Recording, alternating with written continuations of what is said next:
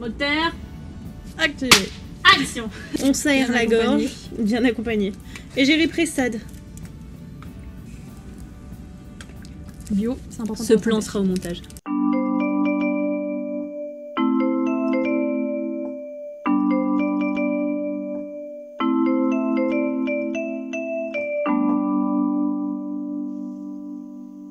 Salut tout le monde, c'est Galaded. Aujourd'hui on se retrouve pour une nouvelle vidéo questions-réponses et cette fois-ci avec Emma Hoffner. Hello. On l'accueille aujourd'hui pour ce qui je pense va être le concept vidéo en fait de Galaded, hein, vraiment ce concept de questions-réponses est vraiment top à chaque fois. Du coup même principe que d'habitude, on a écrit des petits papiers qui contiennent les questions qu'on a voulu se poser, donc à chaque fois 2 pour Emma et 1 pour moi. Et c'est parti, mais avant ça, du coup, je vais te demander, Emma, de te présenter. La question fatidique, n'est-ce pas? Du coup, je m'appelle Emma Hoffner, je suis autrice dans le genre du thriller. J'ai écrit 3 romans pour l'instant, donc un thriller paranormal. Ouais, un thriller paranormal, donc mélange de paranormal et une enquête policière. Et aussi un tome 1 et un tome 2, donc ma saga Les Condamnés, thriller psychologique. Voilà, donc si vous aimez les romans sombres, vous êtes au bon endroit. Elle vend déjà, c'est la déformation professionnelle. Et à côté du coup de l'écriture, je suis aussi étudiante entrepreneuse donc avec Audrey. Je peux taper Audrey? Oui. J'ai pour projet de proposer des prestations autour de l'écriture auprès des jeunes et aussi de l'écriture peut-être pour des lieux. Voilà, écrire le récit de lieux comme des châteaux ou comme des hôtels, enfin tous les lieux qui peuvent être en fait accueil du public. Voilà, donc des beaux projets et j'espère qu'ils vont se concrétiser l'année prochaine puisque j'ai terminé mon master. Mentorum. Parce que la dernière fois qu'on a suivi, il y avait des trucs au-dessus, genre ah ouais objet trouvé. J'étais en dessous. L'abus d'alcool est dangereux pour la santé. Tout à fait. On le rappelle, à consommer avec modération. Mais de temps en temps, c'est pas de mal. Contrairement au jus Pressade. Du coup, ton petit tas à toi, mon petit tas à moi. Et on commence par toi. Ok. Se lancer jeune dans l'auto-édition, ça fait quoi? C'est vrai que je me suis lancée en 2022. Donc j'étais jeune, ça va. J'étais en début de master, hein, ça va. J'avais 21 je pense. Mais c'est vrai que quand on se lance jeune et surtout quand on n'a pas forcément autour de soi des personnes qui sont dans l'auto-édition, on fait des erreurs. Voilà. Moi c'est vrai qu'un peu, je pense que l'erreur que j'ai faite c'est d'investir beaucoup sur le premier roman. Donc vraiment beaucoup trop. J'ai vraiment investi dans des formations et dans d'autres choses qui, avec du recul, m'ont pas trop servi. Je regrette pas, mais c'est vrai que je pense qu'on n'a pas besoin de dépenser non plus des milliers et des cents, surtout pour un premier.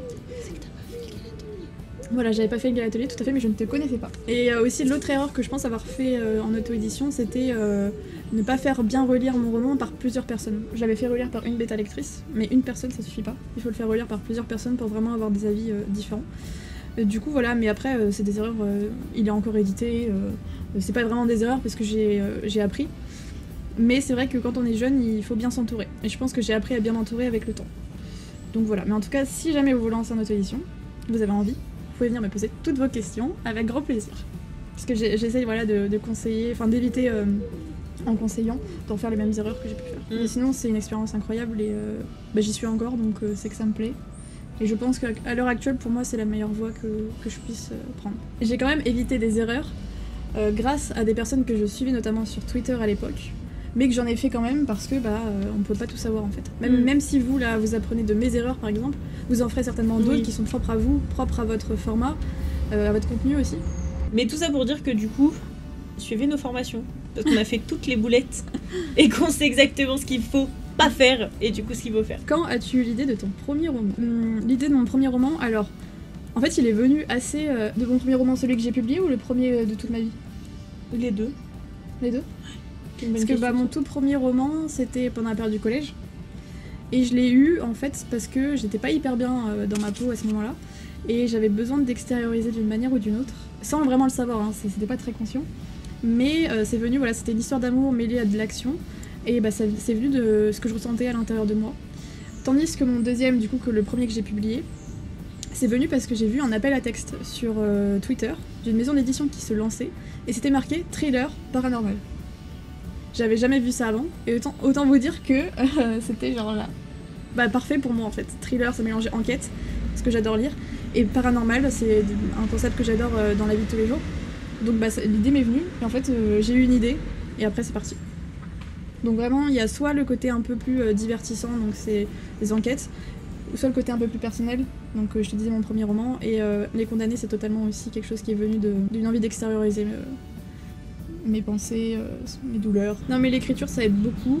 S'il y a des collégiens, collégiennes qui nous regardent là, si vous avez envie d'écrire, faites-le. Voilà, c'est vraiment, je pense que tout le monde devrait écrire. Ouais, tout le monde devrait écrire, mais après il y a des gens qui passent par d'autres choses, comme les jeux vidéo aussi ou d'autres manières, mais ouais, c'est vraiment le meilleur moyen, je pense, pour se sentir mieux, en tout cas plus allégé. Elle est deep celle-là. Tu peux y réfléchir si tu veux. Quel est ton rêve d'autrice? Mais moi je sais pas répondre, comme ça. Mon rêve d'autrice? Bah, je pense que comme tous les auteurs vivent de sa plume. Mais vivre que de ta plume? Ouais. Ou faire autre chose à côté? Non, vivre que de ma plume. Ah ouais, parce que moi personnellement je pense que j'aimerais pas faire que ça. Ah ouais? Ouais. Ah non, moi mon but c'est bosser. Et ensuite après faire que écrire jusqu'à ma mort en fait. Le plus lointain possible mais jusqu'à ma mort. Et finir mon œuvre. En fait c'est ça. Parce que comme je vois jamais les choses à moitié, là ma première saga doit faire 10 romans. Bon là j'en suis au 5e. On a la moitié lol. Mais je prévois surtout une autre saga beaucoup plus importante. Attends, n'en dis pas trop parce que c'est une autre de mes questions. C'est vrai? Ouais. Ah ouais? Mais moi je sais pas. Est-ce que j'en ai parlé? Non, justement, mais je voulais savoir si t'as écrit autre chose. Ah ouais. Après, sinon on va plus y répondre maintenant. Qu'est-ce que vous en pensez finalement? Notez-le en commentaire, mais ce sera déjà monté. Non, en fait, j'ai la saga Médaillon en fait de base qui sert en fait à introduire les personnages, l'univers. Je vais pas spoiler. C'est dur. Ça va, t'en as pas dit beaucoup encore. C'est dur. Non mais voilà, donc en fait c'est la saga de base, mais qui vaut bien 10 romans parce qu'en fait c'est l'intrigue centrale, vraiment le point de départ à tout. Et où il y a tous les autres personnages. Et après en fait faire une saga policière à la Agatha Christie. Vraiment. Dans l'univers. Exactement. De Médaillon. Ok. Avec les personnages. Dans une autre époque. Et en fait avec beaucoup plus de tenants et aboutissants, avec des réflexions très philosophiques. Ce sera toujours en fait de l'heroic fantasy, un peu steampunk. Il y aura en fait les deux univers qui seront un peu liés, mais policier et sur la vibe les Hercule Poirot, les Sherlock Holmes, tout ça. Là tu me dis policier, Agatha Christie, steampunk. Moi je suis ta lectrice parfaite. C'est vrai. Ah, j'en aurais au moins du coup, une. Ma question fonctionnera quand même, tu verras. Après. Ok. Ouais.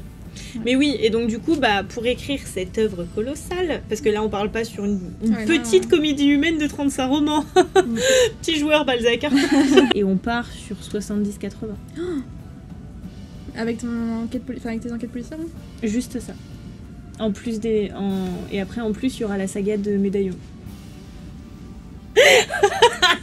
Oui, en effet, il y en a pour une vie, et je comprends mieux pourquoi tu t'aimerais faire que ça. Et parce que là, en effet, il y en a pour toute une vie. Parce qu'il y aura aussi tout ce qui est les bestiaires, les grimoires et tout, tu sais, genre. Oh la vache. Suivez cette meuf. Non mais donnez-lui de la force pour qu'elle écrive plus vite aussi. Mais oui, parce que parce qu'on peut pas tout faire. Hein. Non, clairement pas. Mais du coup, voilà, et c'est pour ça que, en fait, c'est mon ambition de base, c'est recréer des univers et réfléchir en fait aux thématiques profondément humaines à travers d'autres civilisations qui sont à la fois très proches et très éloignées de nous.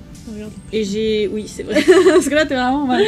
Non mais c'est parce que là, à la maison. Là, je suis en mode, oh mon dieu, le penseur de Rodin, quoi. Non, mais réflexion vraiment, en même temps. Ouais. Mais oui, en fait, je réfléchis et c'est vrai que... C'est que ça me paraît lointain aussi. Enfin, c'est très lointain. Je pense que j'en ai pour... j'en ai pour une vie de tout ça. Mais ce serait une espèce de fresque à la Tolkien, en fait. Mais x7. La théorie du destin, ça me parle beaucoup. C'est ce que j'explore aussi dans Médaillon, mais à travers le contemporain, ça peut être pas mal. C'est marrant parce que Les Condamnés, c'est vraiment ça aussi. C'est genre parler d'une thématique classique qu'on va vivre nous dans la vie de tous les jours. Et je pense que on a besoin quand on fait plusieurs choses d'écrire sur des choses qu'on peut vivre. Ouais. La destinée, c'est hyper intéressant comme. Mais après, d'un autre côté, Médaillon, c'est un peu mon bébé et puis je suis à fond avec les persos, mais je pense que ce sera plus sur le tard de ma carrière d'auteur, ça.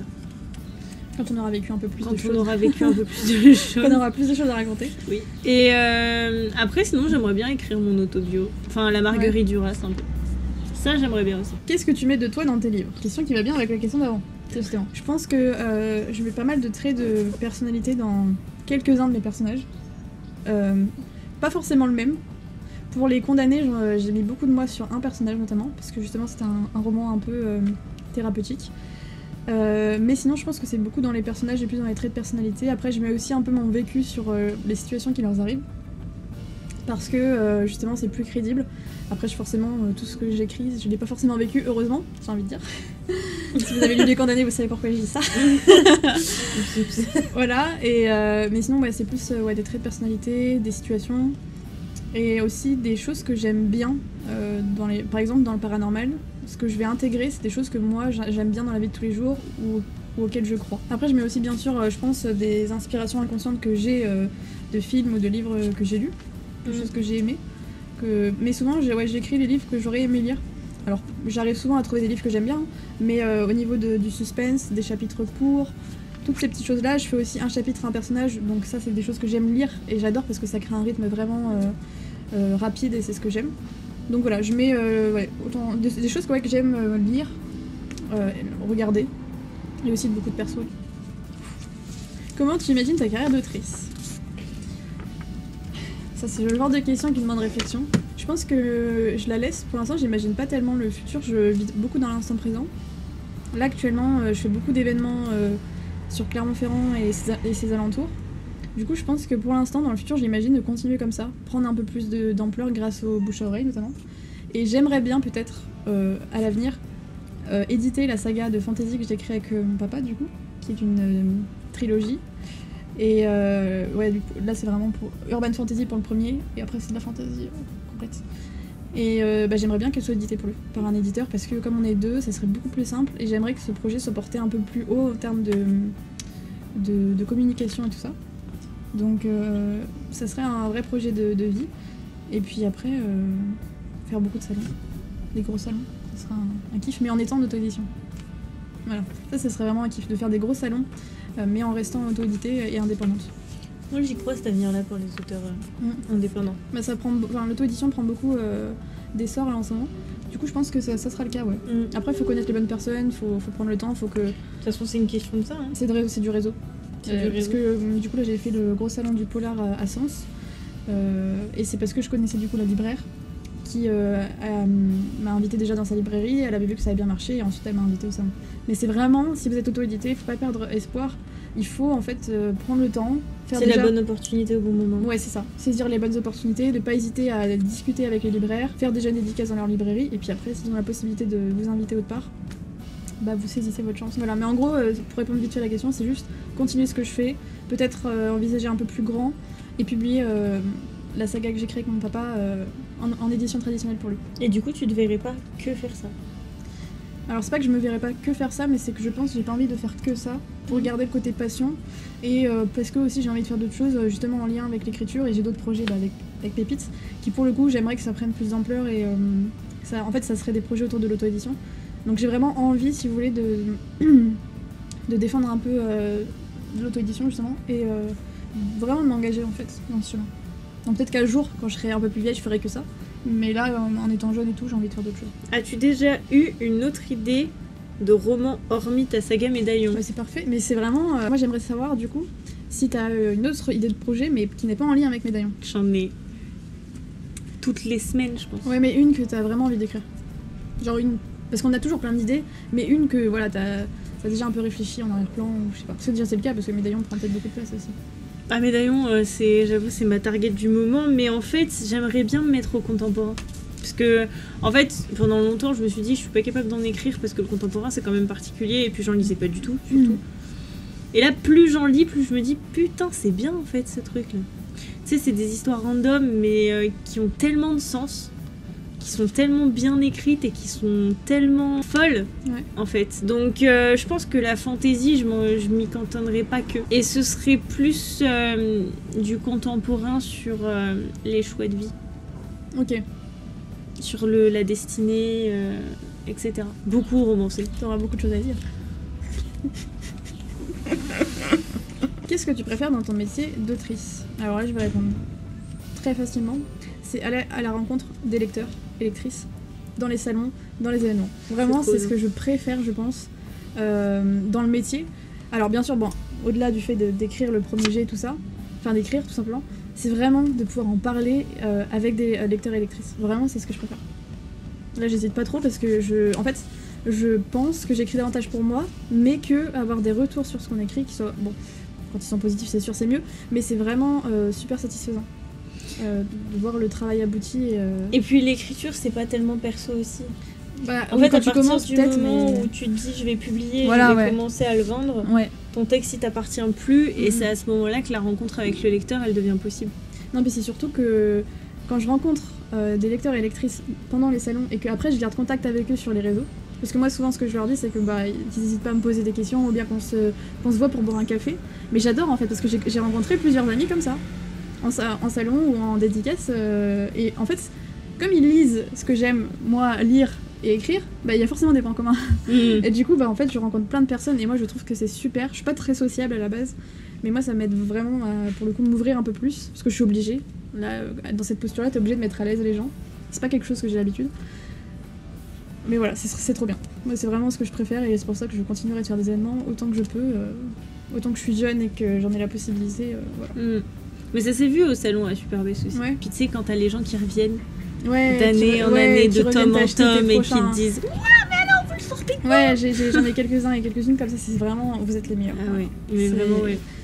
En fait, c'est super, ça nous touche énormément de voir la fidélité en fait à travers les livres et puis juste. Oui, puis il y a une espèce de valorisation aussi de ton travail, Ouais. autre que pécuniaire. Pourquoi le thriller et l'horreur Bonne question. Bah, tout simplement, ce que je dis souvent, c'est que c'est parce que j'aime lire ce genre-là. Je lis beaucoup. En fait, j'ai commencé la lecture en 4ème avec un thriller. Avant, j'avais du mal à lire. Et depuis que j'ai découvert ce genre-là, j'ai enchaîné les livres. Voilà, et c'est en fait tout simplement ce que j'aime lire et ce que j'aime regarder. Donc, franchement, pareil, quand vous savez pas quoi écrire, commencez par ce que vous aimez regarder et lire. Parce que c'est vraiment lié en fait à ce qu'on aime produire, tout simplement. Donc, ouais, c'est pour cette raison. Là, pour le coup, c'est question courte, réponse courte. Pas besoin d'en dire plus. Qu'est-ce que tu préfères dans ton métier? La prog, le galatelier. Honnêtement, ce que je préfère dans mon métier, c'est le contact avec les gens. Bon, remarque, si j'aimais pas le contact avec les gens, j'aurais sûrement pas fait une programmation d'événements pour créer du lien et de la proximité. C'est que, en fait, à travers mon projet, j'ai l'impression que le lien social revient, que la proximité humaine revient, et surtout, il y a une libération artistique. Et une valorisation aussi du travail des indépendants. Et c'est ça que je préfère. En fait, ce que je préfère dans mon métier, c'est prendre le contre-pied de tout ce qui se fait dans le milieu artistique. En fait, pour moi, l'art et la littérature, c'est une connexion entre le créateur et celui qui reçoit. En fait, c'est deux mondes qui se rencontrent. Sauf que, en fait, pour créer cette rencontre et pour surtout la mettre en valeur, la favoriser et lui permettre de se développer, il faut lui accorder du temps. Et c'est ce que je réussis à faire en fait à travers la programmation, c'est accorder du temps aux artistes auteurs déjà et présenter leur savoir-faire et accorder du temps aussi au public, que lui puisse s'accorder le temps de découvrir, de s'intéresser et de se connecter avec un artiste ou un auteur. Et c'est fou quand tu parles de la prog, tu regardes vraiment la caméra. Et du côté du coup artiste-auteur, c'est vrai qu'il y a une vraie demande et je ressens vraiment ta volonté de nous mettre en lien et surtout dans un contexte original quoi. Dans des lieux de Clermont-Ferrand qui sont pas forcément à la base faits pour accueillir des auteurs par exemple. Donc vraiment ça c'est top. Ouais, il y a ça aussi, cette partie de la programmation qui à la base, c'était pas du tout le projet, qui me plaît aussi. C'est parce que en fait les restaurateurs avec le Covid ils ont galéré et là avec la programmation ça leur permet aussi en fait de mettre en valeur leur structure de manière originale et en plus de ça ils ont rien à faire puisque c'est Galadès qui s'occupe de tout. Donc c'est vrai que c'est cool et puis rencontrer aussi les restaurateurs, parler de leur lieu, les découvrir eux, leur histoire, leur carrière, leurs projets, etc. C'est trop cool. C'est un peu une réaction aussi à comment moi j'ai vécu mon entrée dans le milieu. Moi mon entrée dans mon milieu artistique elle s'est faite assez instinctivement et assez naturellement et assez facilement. Pour le coup c'est un milieu qui m'a toujours attirée et j'ai jamais eu de grosses difficultés à m'y faire. Maintenant c'est ce qu'il en ressortait Et les histoires que j'entendais de certains artistes, de certains auteurs, où je me disais, ah, quand même, oui. Bah, ça n'a plus de... Quoi. Surtout, en fait, une espèce d'hypocrisie du milieu artistique que je pouvais plus trop me voir. Trop élitiste aussi, un milieu élitiste. Bah oui, mais il faut le dire, le milieu culturel... En tout cas, dans les grandes... sphères, entreprises, je sais pas comment on appeler ça, mais... Et puis même ceux qui essayent de le désélitiser, au final, il y a toujours une espèce de supériorité culturelle qui s'installe. Dans le sens où, en fait, même ceux qui vont dire « Ouais, regardez, on fait de l'art alternatif ou quoi », et ils vont se placer comme supérieurs à la culture traditionnelle. Sauf qu'en fait, les gars, vous avez rien compris. Ouais, c'est ça. Moi, quand je parle d'auto-édition, par exemple, je crache jamais sur l'édition traditionnelle. Oui. Et mon but, ce n'est pas de... On va dire de dire la devant. Non. C'est juste de dire qu'il y a deux voies qui sont possibles. Et il y a de la place pour tout le monde. Il y a de la place pour tout le monde. Vous choisissez la voie que vous voulez et où vous vous sentez le mieux, tout simplement. Ouais, c'est ça, c'est plus une voie qui nous correspond. Comment tu travailles tes romans? Très bonne question. Et je pense avoir une méthode maintenant en plus qui est assez optimale pour tous mes romans. Donc ce que je fais déjà, je réfléchis à mon roman au brouillon sur un carnet. Alors, en écrivant parce que j'aime bien différencier les étapes comme ça. Ensuite, j'écris le premier jet, et souvent, pendant cette période de premier jet, j'écris sous 2-3 mois. En fait, c'est hyper condensé, et j'écris tous les jours avec une routine spéciale, et je fonce, quoi. Je fonce sur le premier jet parce que justement, j'ai pas envie, et j'ai peur de décrocher, et de pas réussir à le terminer. Donc du coup, je rush vraiment le premier jet. Ensuite, là, ce que j'ai fait pour le dernier, c'est qu'il y avait des alpha lectrices qui ont lu mon premier jet. Donc j'ai eu un premier retour, ce qui m'a permis de faire une première réécriture. Pareil, entre le premier jet et la première écriture, je laisse tout le temps un mois de pause, pendant laquelle moi je fais d'autres choses. Parce que quand je relis mon roman, j'ai envie d'avoir un regard nouveau sur ce que j'ai fait. Vraiment laisser des pauses, ça permet d'avoir ça. Et ensuite, donc, je fais une première réécriture, après je le fais lire à des bêta-lecteurs, ce qui me permet de faire une deuxième réécriture. Si j'ai changé beaucoup de choses pendant cette deuxième réécriture, je le fais relire encore une fois, par une ou deux personnes, et ensuite je fais une dernière réécriture. Donc ce qui fait, en soi, donc le premier jet est entre 2 et 3 réécritures. Et après, je passe à tout le travail éditorial, donc la couverture, la correction, la mise en page. Je fais appel à des auteurs, et je fais aussi appel à des lecteurs et lectrices, parce que ça permet d'avoir un regard totalement différent. Et c'est des personnes qui... très généreusement se propose bénévolement de travailler sur mon roman. Ça, les alpha lecteurs, c'est... Ouais. Et souvent, c'est un échange de bons procédés. Enfin, t'avais une méthode similaire? Oui, de toute façon, avec le travail éditorial. Et puis, surtout, c'est la méthode qu'on voit au Galatelier, en fait. Ok. Enfin, en fait, ça dépend, parce que au Galatelier, on voit forcément le premier jet, il est plus court à écrire que la réécriture. Ouais. En 2-3 mois, on peut avoir un premier jet correct. Si on s'y met. Largement. Et par contre, la réécriture, elle prend 6 mois pendant le Galatelier, mais je dis la réécriture, mais il y a plusieurs... En fait, il y a plusieurs sous-couches de réécriture. Faut le voir comme une espèce de roulé, en fait, la réécriture. Où t'as une première réécriture, tu vas faire cool, tu vas le faire lire. Ensuite, bam, deuxième réécriture. Et c'est là où le groupe est cool, au sein du Galatelier. D'avoir un groupe pour faire des retours. Ouais, c'est pour ça qu'on fait le Galatelier en groupe, par petits groupes de 5. Et après, il y a toute la promo de 40, c'est parce que on se les échange aussi au bout d'un moment. Ouais, ça c'est top. Parce que ça garantit du coup d'avoir des personnes qui vont lire le roman. Parce que c'est vrai que moi, à chaque fois, je fais un appel sur ma story, mais c'est vrai que potentiellement, il y a des personnes qui vont pas venir. Et oui, c'est ça. Potentiellement, j'aurais personne qui va me dire... ça aussi, c'est l'avantage du Galatelier, c'est que si vous cherchez des alpha lecteurs et que vous voulez vivre une aventure entrepreneuriale et éditoriale cool, avec un vrai réseau, des vrais contacts et un vrai groupe de travail avec des belles opportunités, le Galatelier, il est cool pour ça. C'est vraiment autour de ça que je l'ai construit, parce que en fait, c'est vrai, et c'est ce qui ressort de ta méthode, c'est qu'en fait, c'est pareil, le mythe de l'écrivain tout seul dans son coin qui écrit son bouquin... il y en a peut-être, mais je pense qu'à l'heure d'aujourd'hui, non. Enfin, quand tu passes par l'édition traditionnelle, tu te fais forcément relire. Dans tous les cas, et puis même, l'auto-édition a développé vachement ça. Parce qu'en auto-édition, oui, tu dois faire... Il y en a qui font leur correction tout seul, je sais pas comment ils font. Il y en a qui corrigent tout seul, il y en a qui relisent. Mais en fait, encore une fois, c'est ce qu'on disait, l'écriture et la lecture, c'est une relation et c'est un échange. Et même dans la phase d'écriture et dans la phase de conception, cet échange, il est fondamental. Quelle est ta vision du monde du livre? Putain, elle tombe vraiment bien. Elle tombe vraiment bien, celle-là. Ah, mais c'est une question profonde, hein. Ouais. On va répondre à deux. Moi, on en a vachement parlé, et en vrai, la seule chose que moi je rajouterais, qu'on n'a pas forcément dit, Encore une fois, je vais dire pourquoi aussi l'auto-édition c'est bien, parce que pour ma part, c'est de l'impression à la demande. Et s'il y a bien quelque chose actuellement que je trouve dans le domaine du livre qui est dommage, c'est la surproduction. Parce que du coup, il y a énormément de livres qui sont imprimés d'un coup et qui sont après envoyés au pilon. Et c'est dommage parce qu'en fait, il pourrait très bien fonctionner à l'impression à la demande aussi. Ouais. Ça, c'est un truc que j'ai pas compris pourquoi ils l'ont pas mis. Ouais, c'est la seule chose qui est, je trouve, dommage dans le monde du livre. Après, sinon, ça continue de prendre de l'ampleur, les gens continuent de lire, ça c'est très bien. Et après, ouais, ça serait quoi ta vision? En rajout, enfin, on en a déjà beaucoup parlé donc. Bah, moi, ma vision du monde du livre, j'ai eu une période un peu haineuse envers les grosses maisons d'édition. Parce que j'avais entendu des histoires vraiment pas ouf. Mais en fait, ça se démocratise et au final, enfin, oui. En fait, les grosses maisons d'édition, forcément, elles sont là depuis des siècles. Donc elles s'adaptent.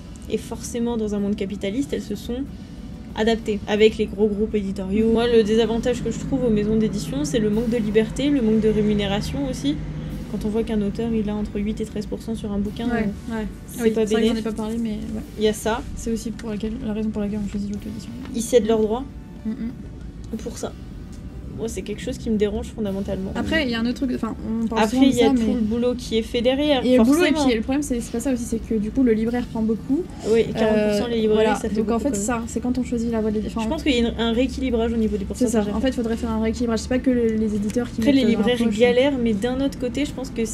En fait, je sais pas comment ça marche, mais par exemple, s'il y avait peut-être plus de petites librairies spécialisées, peut-être que là, il y aurait un pourcentage aux libraires, tu vois, qui serait possible de baisser et réajuster en fait les pourcentages de chacun.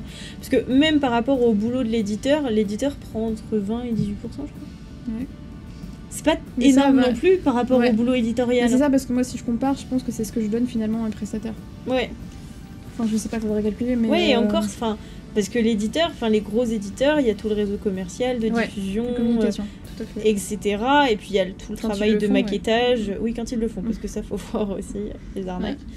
Mais non, enfin après les grosses maisons d'édition, généralement ça se fait bien. Mais oui, en fait, je pense que dans l'édition traditionnelle, il y a un rééquilibrage au niveau du prix du livre à faire. Aussi, bah forcément, arrêter de décrédibiliser l'auto-édition. Ouais, ça. Mais après, tu vois, moi, encore une fois, je comprends. Enfin, je comprends. Il faut pas, quoi qu'il en soit, dans toute situation, il faut pas mal parler. Elle a été diabolisée. Voilà, il faut pas mal parler de choses qu'on connaît pas. Et surtout, il faut pas se fier à des personnes qui s'auto-éditent et qui font pas de la bonne qualité parce que ils ont pas été édités. Il y a beaucoup, justement, ce cliché de la personne qui... T'es en auto-édition parce que t'as pas été pris en parce que t'as été refusé. Mais moi, j'ai jamais envoyé mes romans personnels en édition traditionnelle. Je veux pas se faire l'auto-édition parce que j'aime l'entrepreneuriat. Parce que oui, l'auto-édition, c'est de l'entrepreneuriat. Par contre, ça, il faut préciser, c'est du travail. Il faut avoir, en fait, ce côté chef d'entreprise. Parce que c'est une entreprise, on gère son... Voilà, il faut en être conscient. Mais ce que je veux dire, c'est que, justement, voilà, c'est pas parce qu'on choisit cette voie qu'on sait pas de la qualité. Parce que, justement, on paye, on investit pour de la qualité. Donc, voilà. Et puis même, il y en a, enfin, sans parler de payer et tout, il y en a, ils font tout. C'est-à-dire qu'ils vont faire la maquette, ils vont faire la couverture, ils vont faire...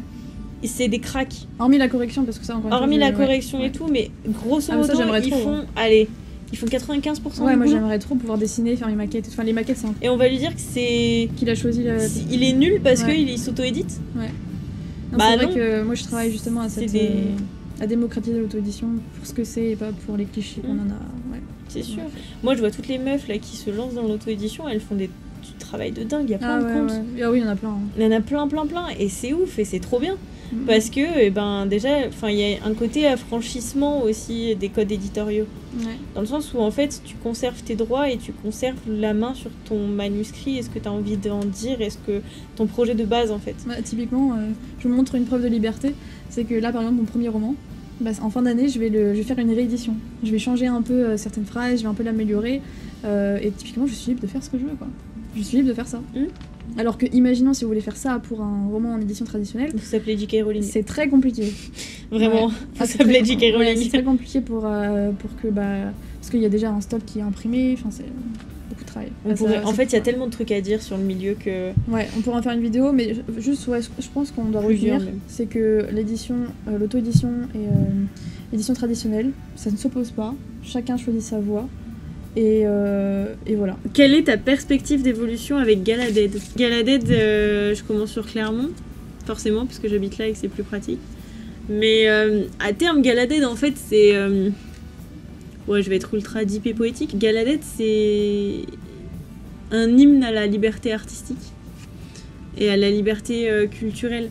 En fait, Galadead, le but, c'est de rapprocher les gens à travers la culture et aussi montrer que la culture, elle n'est pas figée. Là où on a tendance aujourd'hui dans pas mal de cultures et dans pas mal de civilisations à subir un repli culturel avec bah voilà, c'est la culture, c'est notre culture, elle changera pas. Non les gars, ça marche pas comme ça. La culture, elle est évolutive, elle est changeante et elle mue. Elle est en constante mutation.